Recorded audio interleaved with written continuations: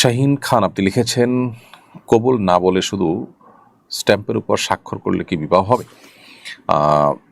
বিবাহের জন্য প্রস্তাব এবং সম্মতি থাকা আবশ্যক।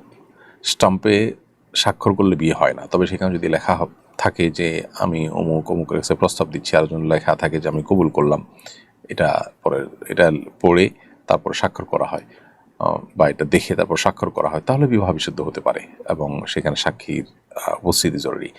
কিন্তু এই যে মুখে প্রস্তাব কিংবা লিখিত প্রস্তাব এর শব্দ যদি না থাকে, আমি প্রস্তাব করছি, আমি কবুল করছি, এই জাতীয় শব্দ যদি না থাকে, শুধুমাত্র স্বামীর ঘরে একজনের নাম, স্ত্রীর ঘরে একজন নাম, আর স্বাক্ষর থাকলো, এর মধ্যে বিবাহ সম্পাদন হয় না। অর্থাৎ প্রস্তাবনা থাকতে হবে, সেটা মুখে না থেকে যদি লিখিতও থাকে তাতেও হবে, কিন্তু প্রস্তাবনা থাকতে হবে। প্রস্তাব করছেন কেউ একজন আর সম্মতি জানাচ্ছেন কেউ একজন, এই উভয়টা স্পষ্ট থাকতে হবে এবং উভয়টার সপক্ষে সাক্ষ্য থাকতে হবে এবং স্বাক্ষর থাকতে হবে, তারপরে বিবাহ বিশুদ্ধ হতে পারে।